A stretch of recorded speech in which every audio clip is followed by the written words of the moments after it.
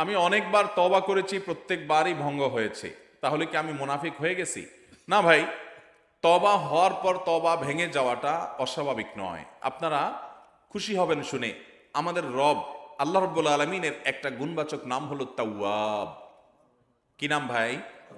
তাওয়াবের মানে জানেন? আল্লাহু আকবার।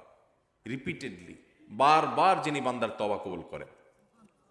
এই জন্য ভাই, একবার গুনাহ হয়ে গেছে, আল্লাহর কাছে তওবা করেছেন, চেষ্টা করছেন যে আর যেন না হয়, কিন্তু আবার শয়তান কাত করে ফেলে দিয়েছে, আবারও তওবা করে ফেলবেন এবং দুর্বল হবেন না। এখানে ইবলিস আপনাকে বলবে, তুই এতবার একই কাজ করে তওবা করছিস আল্লাহর কাছে, আবার কোন মুখে তওবা করবি? থাক, বাদ দে।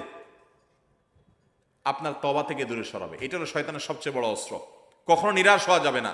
তওবা আগের বারের চাইতে পরের বারটা আরো স্ট্রং করবেন, যে ঠিক আছে আগের বারটা তওবা আমি দুর্বল ছিল, এটাকে আরো স্ট্রং করব, চেষ্টা করবো না ইনশাআল্লাহ। তাহলে তওবা বারবার করতে হবে, বারবার করতে হবে। ভেঙে গেলে আরো শক্ত হার্ডলি তওবা করতে হবে, নিজের প্রতি নিজে শাসন চালাতে হবে, এভাবে ইনশাআল্লাহ সামনে আগাইতে হবে। ভারতবর্ষের একজন কবি বলেছেন, আরে ইয়ে কুস্তি তো হয় অমর ভর কি, কবি ও দাবালে কবি তু দাবালে। ইবলিসের সাথে তোমার লড়াই তো সারা জীবনের। কখনো ইবলিস তোমাকে কাত করে ফেলে দিবে, তোমার দ্বারা গুনাহ করায় ফেলবে, আবার কখনো চোখের পানি ফেলে কেঁদে কেটে আল্লাহর কাছে একান্তে। ভাইরা, কিছু নির্জন সময় কাটানো দরকার। আমাদের কোনো নির্জন সময় নাই। নির্জন সময় হলে ওই মোবাইলে আমরা ঢুকে পড়ি, মোবাইল টোবাইল বন্ধ করে ফেলে দিনে রাতে 24 ঘন্টার ভিতরে 5 ওয়াক্ত নামাজের পরে আগে যে কোনো সময় অন্তত 2-4-5টা মিনিট একটু চিন্তা ভাবনা করবেন, একটু নিজের হিসাব মিলাবেন, আল্লাহর সাথে কথা বলবেন। আজকে একটা গুনাহ হয়ে গেছে, আজকে একটা কাস্টমার মহিলা আসছে, তার সৌন্দর্য দেখে তাকে নিয়ে বাজে চিন্তা জল্পনা কল্পনা করেছি, নোংরামি করেছেন, গুনাহ কাজ করেছেন। কোনো কাস্টমার এসেছে, তার সাথে ফাঁকি ঝুঁকি দিয়েছেন, 2 নাম্বারই করেছেন, মিথ্যা কথা বলেছেন, কিনা দর এত আসে বলেছেন, আসলে এত আসে নাই। এই যে মিথ্যা বলেছেন কয়টা টাকার জন্য, এই টাকা দুনিয়াতে থেকে যাবে, মিথ্যাটা আপনার আমলনামা যুক্ত হয়ে আখিরাতে যাবে।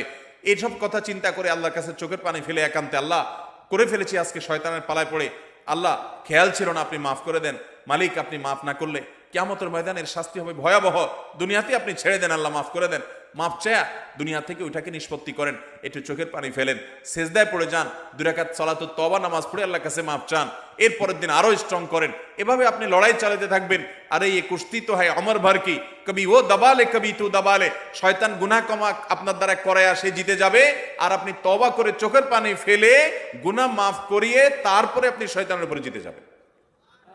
তওবা করতে থাকবো তো ইনশাআল্লাহ। তওবা করতে কখনো ক্লান্ত হবেন, তওবা অব্যাহত রাখবেন, অনবরত রাখবেন। দুনিয়াতে কোনো ফেরেশতা মানুষ নাই, সবাই গুনাহ করে। এর মধ্যে সবচেয়ে উত্তম মানুষ হলো গুনাহ করার পর যে নিজের ভুল বুঝতে পারে, নিজেকে শাসন করে সংশোধন করে সে তওবা করে মাপ চায়। মনে রাখবেন, যে ব্যক্তি তওবার শর্ত আদায় করে, তওবার শর্ত কি?